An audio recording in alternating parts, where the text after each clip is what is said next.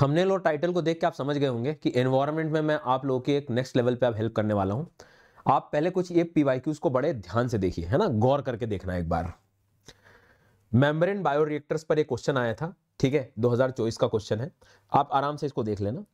एक क्वेश्चन था पॉलीफ्लोरोएल्काइल सब्सटेंसेस पे, जो कि कई बार कंज्यूमर प्रोडक्ट्स में यूज होता है। मतलब कई बार आप कह सकते हो कि ऐसे पदार्थ जो कि उपभोक्ता या उत्पादन में उसका उपयोग होता है, उससे संबंधित एक सवाल आया था कि उसके नुकसान कहाँ कहाँ इस्तेमाल होता है, पर्यावरण में कैसे बायो एक्यूमुलेट होता है, इस तरह के। ये आराम से इसको एक बार देख लो। ऐसे ही एक पॉलीइथिलीन टेरिफेथलेट करके भी एक केमिकल था, एक तरह से आप कह सकते हो, जिसकी मदद से ये कुछ डेली यूज में कैसे बनता है, क्या इसका नुकसान होता है, उसको लेकर ये सवाल था। ऐसे एक मैग्नेटाइट पार्टिकल जो है न्यूरो डिजनरेटेड प्रॉब्लम्स कैसे जो है समस्या पैदा करता है इंसानों में, कहाँ कहाँ से जो मतलब पर्यावरण में किस तरह से प्रॉब्लम करता है और कहाँ कहाँ पर इसका जो है यूज होता है या देखा जाता है। अभी पिछले 4 क्वेश्चंस को सॉल्व करने की जरूरत नहीं थी, लेकिन इतना ध्यान रखना था कि कुछ तो ऐसे केमिकल्स आ रहे हैं, कुछ तो समस्याएं आ रही हैं जो पर्यावरण में इशू है, और उसको फिर डेली नीड से कनेक्ट करके ये लोग क्वेश्चंस बना रहे हैं। अब इस सीरीज में मैंने क्या किया है, ध्यान से सुनना, कि अगर मान लेते हैं हम लोग कि इस तरह के कभी क्वेश्चंस आ भी जाएं तो उसको कैसे हैंडल करेंगे आप, तो जरा ध्यान से इसको देखना। इसी आधार पर black plastic products, vermi filtration technology, nano bubble technology, photo catalyst beads, anti smoke guns, plastic micro beads और ग्रैप, ये टॉपिक्स में कुछ इस तरह के उस पे आधार पे लेकर आया हूं। ध्यान रखने वाली बात यह है कि जैसे मान लो मैं इसको कवर कैसे कराऊंगा, कि जैसे मान लो हम पहले समझेंगे कि भाई ब्लैक प्लास्टिक क्या है, ठीक है, उसके लिए मैंने पूरे एक समराइज्ड कंटेंट आपके लिए कि भाई एग्जाम में डायरेक्ट ये आपको काम आ जाए, ठीक है, इंग्लिश में भी, और उसमें साथ में उसके केमिकल्स कौन कौन से यूज हो सकते हैं, और साथ ही साथ ब्लैक प्लास्टिक जैसे हम हिंदी में भी बात करें तो एज इट इज तुमको हिंदी में भी ये कंटेंट में हम लोग अभी पढ़ने वाले हैं। ये टॉपिक करंट अफेयर से संबंधित है। वीकली मल्टीपल वीडियोस आएंगे इससे संबंधित, मतलब ये कोई एक सिंगल वीडियो नहीं है, मतलब हम ऐसे टॉपिक आइडेंटिफाई करेंगे और इससे, और जरूरी नहीं है कि इस थीम पे अभी और कोई टॉपिक बचे नहीं है। वीकली मल्टीपल वीडियोस का मेरा प्लान है। पीडीएफ आज मतलब जिस दिन वीडियो लगेगा उसके रात में 10:30 बजे के आसपास डल जाएगा। आपके लिए क्या काम है, बेसिकली आप पूरे वीडियो को अच्छे से देखना, मुझे कोई जल्दबाजी नहीं, आप आराम से वीडियो देखो, लगे तो 2x पे देखो, एंड प्लीज कमेंट करके मुझे बताओ कि ये एक्चुअल में आपको काम आ रहा है कि नहीं, तो मैं मेहनत करूं, ठीक है, तो मैं आपके लिए लेके आऊं। तो प्लीज सब लोग, जिसका मन नहीं हो रहा है ना आज तक, जिसने कमेंट, थोड़ा सा पढ़ना आप, एंड यू विल फील कि एक्चुअल में एग्जाम में काम की चीजें हैं, उसके बाद आप कमेंट करिएगा और फिर मुझे बताइएगा, ठीक है। शुरू करते हैं हम लोग सबसे पहले टॉपिक से। तो ये वाले टॉपिक्स कुछ उस तरह के क्वेश्चंस के आधार पर मैंने निकाले हैं। सबसे पहले ब्लैक प्लास्टिक प्रोडक्ट से हम लोग स्टार्ट करेंगे। अब सबसे पहले तो इमेजिन करना होगा हमें कि भाई ब्लैक प्लास्टिक का मतलब क्या, मतलब जो भी चीजें नॉर्मली जैसे ये इस तरह के यूटेंसिल्स हमने देखे होंगे, बर्तन देखे होंगे, या जब हम, ये तो हॉस्टल लाइफ हमने कई बार जी हुई है, जी रहे हैं कुछ बच्चे, तो कई बार खाना हमें ऐसे बाहर से पैक करा के लाना पड़ता है। बाकी तो ये शैम्पूज वगैरह जो भी कॉस्मेटिक प्रोडक्ट्स वगैरह भी, इसको आप कह सकते हो कि यूज, तो ये ब्लैक प्लास्टिक हो गया। ये आता कैसे है, अगर इस पे क्वेश्चन पूछ लिया उसने, जो हमारा आजकल इलेक्ट्रॉनिक वेस्ट जनरेट हो रहा है ना, जैसे टीवी, कंप्यूटर वगैरह, ये अगर उसको सही ढंग से रिसाइकल नहीं किया गया, इनफॉर्मल तरीके से रिसाइकल कर दिया गया मान लो, तो प्लास्टिक को, उसका जो प्लास्टिक होता है वो श्रेड कर दिया जाता है, पिघला दिया जाता है, और पिघलाने के बाद उसको छोटे छोटे ऐसे पैलेट्स में कन्वर्ट कर दिया जाता है, और फिर उससे डायरेक्ट प्लास्टिक बना दिया जाता है। मतलब उसकी कोई प्रोसेसिंग नहीं हुई है, कोई कुछ नहीं, मतलब वो सीधा हानिकारक, मतलब रीयूज हो गया बेसिकली, पर वो बहुत ज्यादा हानिकारक हो जाता है। तो आजकल ये बहुत चर्चा में था, ठीक है। तो नई रिसर्च ये कहती है, फॉर एग्जांपल अगर हम लोग देखें तो ब्लैक प्लास्टिक प्रोडक्ट सबसे पहले तो क्या हो सकता है, तो उसका एक पिलर वो आपसे पूछ सकता है कि ज्यादातर ये रिसाइक्लेबल इलेक्ट्रॉनिक वेस्ट से बनता है, ठीक है। किससे बनता है, रिसाइकल, मतलब शुरुआत भी अगर उससे पूछ ले आपने से, तो रिसाइकल जो इलेक्ट्रॉनिक वेस्ट है उसका एक ये हो गया। इसमें टॉक्सिक एलिमेंट्स पाए जाते हैं, स्पेशली फ्लेम जो होते हैं, फ्लेम रिटार्डेंट्स। फ्लेम रिटार्डेंट्स मतलब ये कि किसी भी चीज को आप कह सकते हो कि जिसमें एक तरह से आग लगने से बचा जाए। जैसे मान लो फॉर एग्जांपल, हिंदी में अगर इसका एक वर्ड आप पहले देख लो ताकि आपको भी समझ में आ जाए, ज्वालामंदक, मतलब जो भी चीजों को हम जलाने से बचा सकें, ठीक है। मान लो आजकल आपने प्लाईवुड देखे होंगे, ठीक है, आजकल आप लोगों ने, जैसे मान लो टीवी का रिमोट है, तुरंत एकदम नहीं जलेगा कि आग लगाते ही आग पकड़ ली उसने, तो ऐसे केमिकल मिला दिए जाते हैं उनमें, ताकि एक तरह से आप कह सकते हो कि उसमें आग ना लगे। तो इसके अंदर ऐसे टॉक्सिक केमिकल होते हैं, जैसे हैवी मेटल्स वगैरह हो गए, लेड, मर्क्यूरी, ये सारी चीजें, ठीक है। ये कहाँ कहाँ अवेलेबल होते हैं? फूड कंटेनर जो होते हैं, किचन वगैरह, जो मैंने अभी आपको बताया। इनकी हेल्थ रिस्क क्या हो सकती है, यहां से भी क्वेश्चन पूछा जा सकता है बेटा। कैंसर जनित भी हो सकता है, नर्व रिप्रोडक्टिव डैमेज हो गया, थायराइड वगैरह पे समस्याएं आएंगी, और एनवायरमेंटल इफेक्ट तो है ही है। अब इसमें एक मोस्ट इंपॉर्टेंट जो न्यूज थी वो ये थी कि इसमें केमिकल कौन कौन से हो सकते हैं इस ब्लैक प्लास्टिक में, तो इसको लेकर ये न्यूज में थी, है ना। सो अच्छे से याद रखना, डेका ब्रोमोडिफेनिल ईथर, इस शब्द को अच्छे से याद रख लेना। क्यों? कारण ये है कि इसको बैन कराने की बात चल रही थी, इसलिए न्यूज में भी आया था। हालांकि बाकी और भी केमिकल्स हैं, जैसे पॉलीइथिलीन टेरिफेलेट जो हमें बताया था। अच्छा, पॉलीब्रोमिनेटेड डाइफिनाइल ईथर्स भी होते हैं इसमें, तो इनको आप जब मैं नोट्स दूंगा तो एक दो बार रीड कर लेना, तो ताकि दिमाग में रहेगा इस तरह के हानिकारक केमिकल्स हैं बेसिकली ये। एक चीज और है जो इस पे स्टार लगा रहा हूं मैं, मैग्नेटाइट पार्टिकल्स डायरेक्टली नहीं होते हैं ब्लैक प्लास्टिक में, लेकिन चूंकि ये ई वेस्ट से आ रहे हैं, तो इलेक्ट्रॉनिक का वेस्ट और उसमें कुछ अगर थोड़ा बहुत नहीं अगर प्रोसेसिंग हो गई ढंग की, तो मैग्नेटाइट पार्टिकल्स जानबूझ के मिलाए नहीं जाते, बट प्रोसेसिंग में आ जाते हैं, तो उसमें सिलिका मैग्नेटाइट कोर वगैरह थोड़े बहुत, तो ये और हानिकारक होता है। तो ये सारी चीजें अपने को ध्यान रखनी है। अब ये न्यूज में क्यों था, ये डेकाब्रोमोडिफेनिल जो ईथर है, हमने वर्ल्ड में इस तरह की घटनाएं कम हो कि इस तरह के केमिकल्स को बैन करने के लिए कन्वेंशन बनाया हुआ है, स्टॉकहोम कन्वेंशन। स्टॉकहोम कन्वेंशन को हमेशा ध्यान रखें, अगर वो आपसे पूछ ले तो याद रखो, स्टॉकहोम कन्वेंशन बेसिकली बनाया गया है उसके लिए स्पेशली, ये जो एक तरह से ऐसे केमिकल्स, परसिस्टेंट केमिकल्स का मतलब होता है जो लंबे समय तक वायुमंडल में, मतलब पर्यावरण में रह ले, फूड चेन्स में चले जाए, हमारे शरीर मतलब कहीं से कहीं ट्रांसफर होकर हमारे तक आ गया, तो ऐसे केमिकल्स को रोक लगाने के लिए स्टॉकहोम कन्वेंशन बनाया गया। अब इसको स्टॉक वर्ड से आप याद रख सकते हो कि केमिकल्स का आप स्टॉक नहीं रख सकते, तो केमिकल से संबंधित याद रहेगा।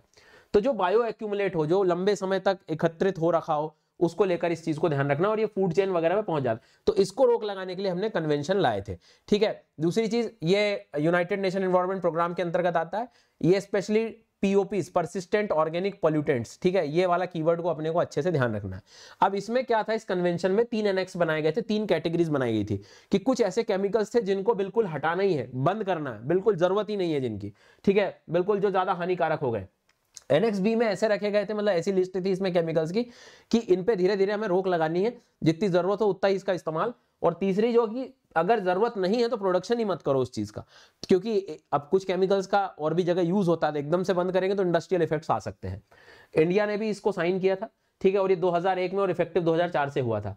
इस कन्वेंशन के तहत जो मैं केमिकल आपको बता रहा था वो अभी प्रॉपर्ली बैन कर दिया गया है, ठीक है, मतलब बैन इन द सेंस कि मतलब एक तरह से आप बोल सकते हो कि इसको पे रोक लगाने की बात चल रही थी।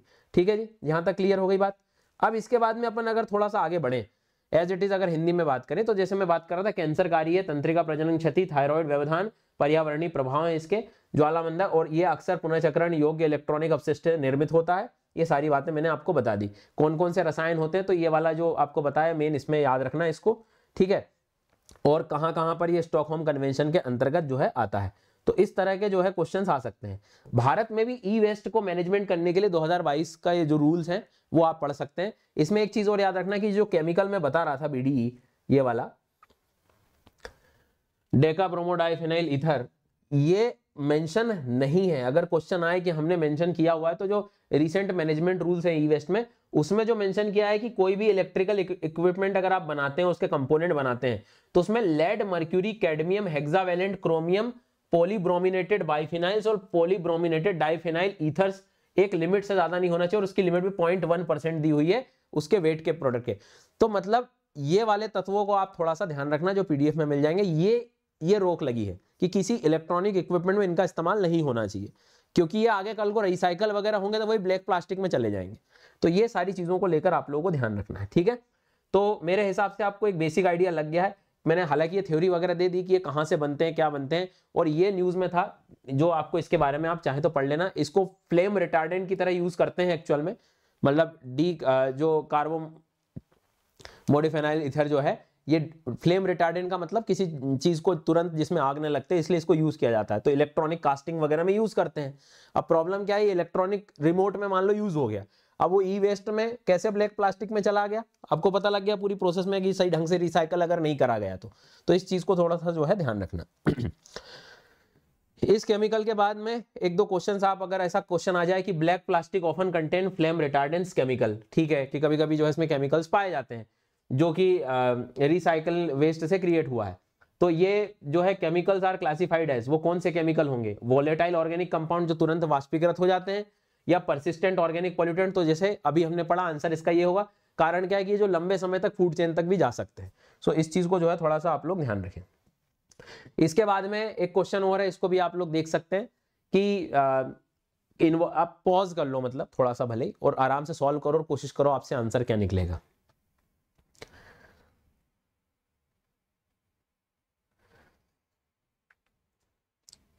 ठीक है, तो वो क्या कह रहा है यहाँ पर, many plastic containers utensil toys are made from recycled electronic waste, they may contain brominated flame retardants chemical.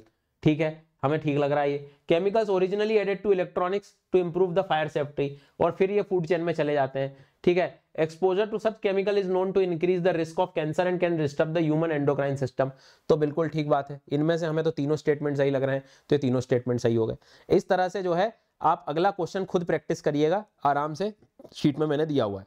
तो अब तक हमने ब्लैक प्लास्टिक पढ़ लिया, अब अपन आते हैं अगली वाले उस पर, बर्मिफिकेशन, बर्मी फिल्ट्रेशन टेक्नोलॉजी पे। उसके पहले अगर आप प्रीलिम्स की तैयारी कर रहे हैं तो प्रीलिम्स पावर हाउस प्रोग्राम 17 नवंबर से अनअकैडमी पे चालू हो रहा है, जिसमें से प्रीलिम्स ओरिएंटेड चीजें आपकी कवर हो जाएंगी, स्पेशली वो लर्नर्स के लिए जिनको प्रीलिम्स में इस बार देना है। सब्जेक्ट वाइज आपको लेक्चर मिल जाएंगे, नोट्स मिल जाएंगे, टेस्ट सीरीज मिल जाएगी, हर तीसरे दिन आपको टेस्ट मिलेगा, और लाइव मेंटरशिप के साथ भी चीजें मिल जाएंगी। और अगर आप पूरा कंप्लीट यूपीएससी की तैयारी करना चाह रहे हो तो 19,999 से ये प्राइजेस चालू हो रहे हैं, जहां पर 6 महीने और 9 महीने का प्राइस आपको मेंस तक का आपको मिल जाएगा, और 18 महीने का अगर सब्सक्रिप्शन, ये प्राइस रेंज आराम से इसको देखो आप, और इंडिया के सबसे बेस्ट एजुकेटर से अपनी पढ़ाई शुरू करो और नेक्स्ट लेवल पर ले जाओ। डिस्काउंट कोड SGYT10 नीचे आपको मिल ही जाना है। अब आते हैं हम लोग वर्मी फिल्ट्रेशन टेक्नोलॉजी पे। वर्मी फिल्ट्रेशन, अब वर्मी का मतलब तुम्हें समझ में आ गया कि कुछ तो हम केचुओं की बात कर रहे हैं, ये ठीक है। अब तो एक ऐसा फिल्टर हमने बनाया है बेसिकली, जो कि जितने भी केचुए हैं, वर्मीफिकेशन, या जिसको आप कह सकते हो, अगर मैं 2-3 कीवर्ड्स इसमें बताऊं समझने से पहले, तो जो हमारे अर्थवॉर्म्स होते हैं, है ना, इसका संबंध जो है अर्थवॉर्म से है, केचुओं से है, उसको लगा के हम फिल्टर करने की प्रोसेस बना रहे हैं। तो उसमें हम ये वर्मी, मतलब जितने अर्थवॉर्म से केचुए वो रख दिए, और नीचे पत्थर वगैरह, ये सैंड ग्रेवल्स वगैरह रख देते हैं ताकि फिल्ट्रेशन हो सके। इधर से वेस्ट प्रोडक्ट निकलेगा, और ये सारी चीजें, मतलब वेस्ट प्रोडक्ट जाके फिल्टर होके, और ये सारी बातें अपने को याद रखनी है। अब एग्जाम में क्या क्या चीज आ सकती है, तो सबसे पहली चीज तो इसमें, अब जीव जंतु हैं, केचुए हैं, तो अर्थवॉर्म्स हैं और माइक्रो ऑर्गेनिजम्स का रिलेशनशिप है। तो भाई सांस तो चाहिए, ऑर्गेनिक मतलब operates in aerobic condition, oxygen वगैरह अवेलेबल, हवा चाहिए तो काम कर पाएंगे। तो एग्जाम में घुमा सकता है वो आपसे कि भाई यहाँ पर जो है एनारोबिक कंडीशन में काम करता है कि नहीं। फिर ये ऐसी फिल्ट्रेशन प्रोसेस है जिसमें हम अर्थवॉर्म्स, ठीक है, जो बेसिकली माइक्रो ऑर्गेनिजम्स वगैरह, इनकी मदद से ऑर्गेनिक मैटर को एक तरह से डिग्रेड करने की कोशिश करते हैं। राजस्थान में आंधी जगह पे ये प्रोजेक्ट किया गया था, इसलिए न्यूज में था। और ये स्पेशली अगर हम ध्यान दें तो जो म्यूनिसिपैलिटीज वाला जो रीजन है, या इंडस्ट्रीज वाले जो हैं, उनके वेस्ट वाटर रीजन में ये इस्तेमाल किया जाता है। ठीक है, मतलब ये वेस्ट वाटर जो है उसको, और दूसरी बात ये कीचड़ वगैरह का जो है निर्माण नहीं करता है। तो इस चीज को भी अपने को थोड़ा सा जो है ध्यान रखना है। ठीक है, उसके बाद में अगर थोड़ा सा हम लोग आगे देखें, हिंदी में भी आप लोग एक बार पढ़ सकते हो कि ये वायवीय परिस्थितियों में संचालित होता है, केंचुए और सूक्ष्म जीवों का मिलकर ये चीज हो रही है। इस चीज को जो है थोड़ा सा ध्यान रखना है, ठीक है, भूलना नहीं है, इंपॉर्टेंट है काफी ज्यादा अपने आप में। इसके बाद में आगे बढ़ेंगे हम लोग। ये क्वेश्चन को जरा एक बार आप देखो, इसमें क्या है, treatment of waste water using earthworms and associated micro organism under aerobic condition. Municipal waste को बायोगैस में हम कन्वर्ट कर रहे हैं। अच्छा, heavy metals from contaminated soil using hyper accumulator plants, ठीक है, और treatment of industrial effluents through electrochemical oxidation. इसमें हम बात कर रहे हैं कि मोस्ट अप्रोप्रिएटली, क्या लग रहा है आपको, पहला वाला सही जा रहा है क्या? तो देखो पहला वाला हम लोग बात कर रहे हैं, कारण क्योंकि बाकी तो चीजें घुमाई गई है, कोई बायोगैस वगैरह थोड़ी बना रहे हैं हम यहाँ पे। फिर उसके बाद में वर्मी फिल्ट्रेशन टेक्नोलॉजी का अगला सवाल है कि भैया ये क्या चीज है। तो इसमें अब आप लोग पॉज कर लो पहले और खुद देखो, और आपके लिए कीवर्ड बता देता हूं, लार्ज क्वांटिटीज ऑफ स्लज। कीचड़ बचाता है क्या ये? कुछ नहीं, पानी को फिल्टर करने का काम कर रहा है। तो इस चीज को जो है थोड़ा सा ध्यान रखना है, भूलना नहीं है। तो इसलिए इसको अगर आप 2 को हटा दोगे इसमें तो आंसर सी आ जाना चाहिए। नहीं, 2 को अगर हटाऊंगा मैं तो ए आ जाएगा। पहला भी सही है, तीसरा भी सही है, और चौथा भी सही है। ठीक है जी। इसके बाद में अगला आता है nano bubble technology. Nano bubbles का मतलब यहाँ पर ये कहना चाह रहा है कि हम लोग पानी में अगर ऑक्सीजन की मात्रा बढ़ा दें, क्योंकि नॉर्मली बड़े बबल्स होते हैं, हम अगर टेक्नोलॉजी का यूज करके या एक तरह से ऐसे डिवाइसेस बना दें, अगर उसमें बारीक जो एकदम बहुत नैनो लेवल पे बहुत सारे बबल्स, ऑक्सीजन बबल्स, तो बहुत ऑक्सीजन आ जाएगी।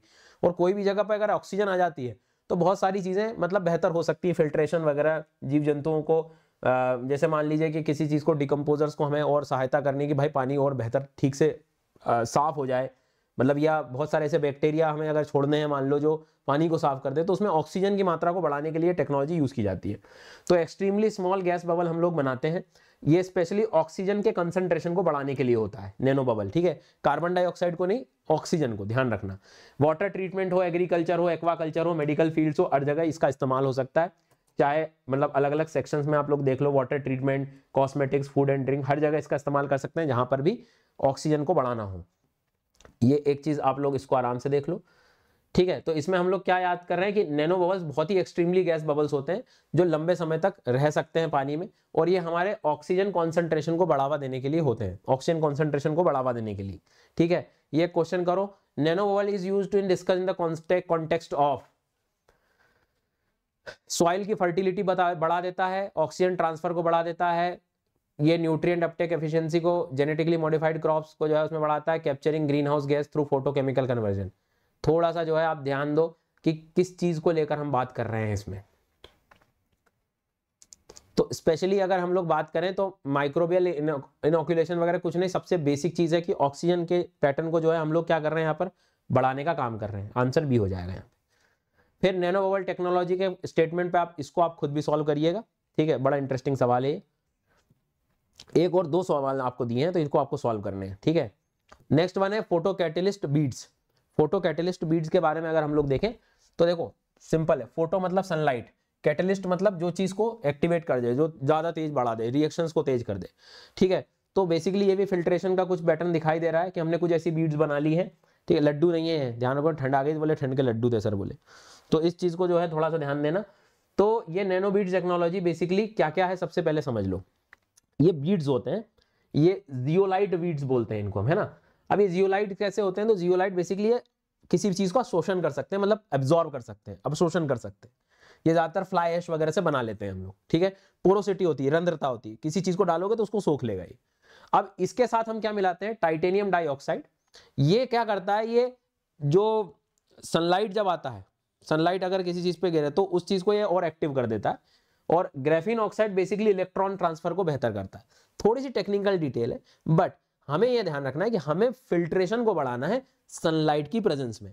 सनलाइट को काम कौन कर रहा है, टाइटेनियम डाइऑक्साइड उस चीज को, रिएक्शन को बेहतर कर रहा है, और स्पीड से चीजों को बेहतर करने के लिए, केमिस्ट्री को सही करने के लिए, तो इलेक्ट्रॉन ट्रांसफर को बेहतर करने के लिए ग्राफीन ऑक्साइड। तीन चीजें यूज हो रही है। ये लड्डू बनाए आपने जियोलाइट से मान लो, और इसमें अपन ने क्या किया है, आयरन डॉप्ड टाइटेनियम डाइऑक्साइड, ठीक है। अब इस चीज को तुम यहां पर देखो, फोटो कैटेलिस्ट बीड क्या होता है, जिसमें टाइटेनियम ऑक्साइड की डाइऑक्साइड की बात करी हमने, फिर उसके बाद में ग्राफीन के बारे में बात कर रहे हैं हम लोग, ध्यान रखना, ठीक है। ग्राफीन के बाद में स्पेशली जो चार्ज ट्रांसफर, इलेक्ट्रॉन ट्रांसफर को बेहतर करना। अब ये क्या है, एक तरह से जब ये बीड्स डेवलप हो गया तो इसको आप मान लीजिए कहीं भी यूज करेंगे तो फिल्ट्रेशन का काम कर रहा है। इंडस्ट्रियल एफिलिएंट्स को बेहतर करेगा, म्यूनिसिपल वेस्ट वाटर में इसका यूज हो सकता है, ठीक है। ये बनता कैसे, क्योंकि ये फ्लाई ऐश जो कोयले वगैरह, संयंत्र वगैरह से जो राख वगैरह निकलती है उससे बन जाता है, ठीक है, जियोलाइट। इसको रीयूज भी कर सकते हैं आप। तो इंडस्ट्रियल जो वेस्ट क्रिएट हो रहा है उसके लिए बहुत बढ़िया चीज है वैसे ये, ठीक है। अब इसमें एनआईटी राउरकेला ने बनाया था। अब वो बोल रहा है कि इनमें क्या क्या चीज होती है, तो आराम से देख लो, पॉज करो क्वेश्चन को। इसमें एक चीज जो अजीब तुम्हें दिखाई देगी वो ये है कि इट रिक्वायर्स एक्सटर्नल इलेक्ट्रिसिटी, कोई बिजली की बात ही नहीं करी है हमने। तो तीन चीज तो हमको यहाँ पर ठीक लग रही है, तो तीन स्टेटमेंट सही हो गए, ठीक है। फिर फोटो केमिकल, इसके लिए आप आराम से इसको क्वेश्चन को आप खुद सॉल्व करिएगा, थोड़ी सी प्रैक्टिस आप लोग भी करें। नेक्स्ट है plastic micro beads. Plastic micro beads नाम से समझ में आ रहा है कि माइक्रो मतलब बहुत छोटे स्तर पर जो है बीड्स आए हुए हैं। अब आप खुद सोचो जरा शांति से कि प्लास्टिक माइक्रो बीड्स वगैरह वाला जो पार्ट है, इसको अगर आप थोड़ा सा ध्यान से देखेंगे तो बहुत ही क्लियर बात है कि ये ऐसा प्लास्टिक जो शायद दिख ही भी नहीं रहा हो हमें अपनी आंखों से। जी सर। तो प्लास्टिक माइक्रो बीड्स, सबसे पहली चीज ये है कि एक्चुअल में ये पानी वाले क्षेत्र में दिखा था, ग्राउंड वाटर के सैंपल्स में नई दिल्ली में दिखने लगा था कि पानी में भी ये मिलके आ रहा है। तो ये तो बहुत बड़ी समस्या हो गई सर।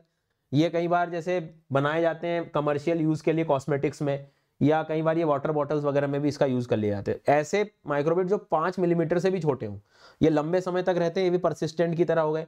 मोबाइल मतलब एक स्थान से दूसरे स्थान पे जा सकते हैं। हालांकि न्यूजीलैंड ने तो इसको पहले ही बैन करके रखा है, भारत में ऐसा कोई इसको लेकर ज्यादा माइक्रोबिट्स को लेकर कोई ऐसा रेगुलेशन अभी आया नहीं है। ये एक प्रॉब्लम क्या है, ये इतनी जल्दी खत्म होता नहीं है, बायोडिग्रेडेबल तो है नहीं कि जैविक रूप से खत्म हो जाए। ये फिर एक्वेटिक लाइफ में, शरीर में, फूड चेन्स में चला जाता है और प्रॉब्लम शुरू हो जाती है।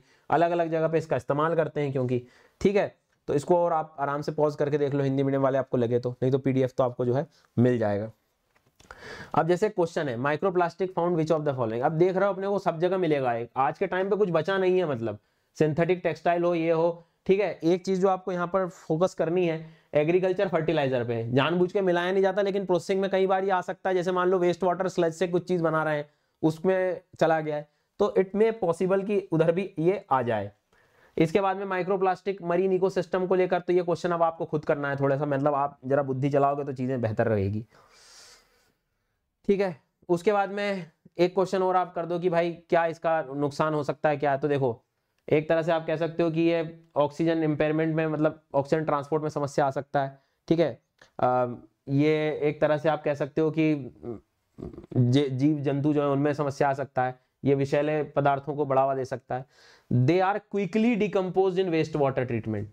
अच्छा, ये तो जहर हो रखा है, इतनी जल्दी कैसे डिकम्पोज हो जाएगा। तो यहाँ पे चौथे को हटा दो आप, तो 3 जो है आपको, हाँ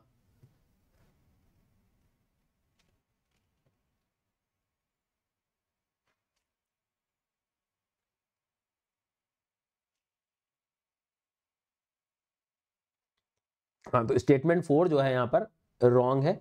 इस चीज को जो है थोड़ा सा ध्यान रखना।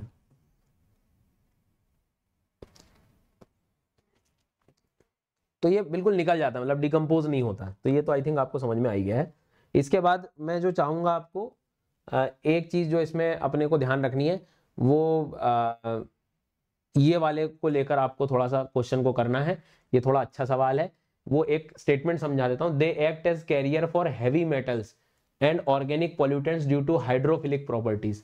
कि ये मतलब साथ में मतलब हैवी मेटल्स को भी लेके जाते हैं ड्यू टू हाइड्रोफिलिक प्रॉपर्टीज। ये थोड़ा सा यूनिक पॉइंट है जो कि थोड़ा सा ध्यान रखना। तो हाइड्रोफिलिक मतलब ये पानी को पसंद नहीं है, पानी को दूर करते हैं ये। सो ये हाइड्रोफोबिक है, ठीक है। मतलब पानी के साथ नहीं मिलता, ये पॉल्यूटेंट के साथ मिल जाएगा बट पानी के साथ, पानी को दूर रखता है प्लास्टिक। इसलिए यहाँ पर मैंने दिया हुआ है कि हाइड्रोफोबिक होते हैं, हाइड्रोफिलिक नहीं होते हैं, मतलब पानी से दूर रहने की कोशिश करते हैं, ठीक है। इसके बाद अगले टॉपिक्स हम लोग नेक्स्ट वाले में डिस्कस करेंगे। ये वीडियो कैसे लगा आप मुझे जरूर पहले कमेंट में बताना, और ये पीडीएफ आपको नीचे मिल जाएगा। Thank you so much.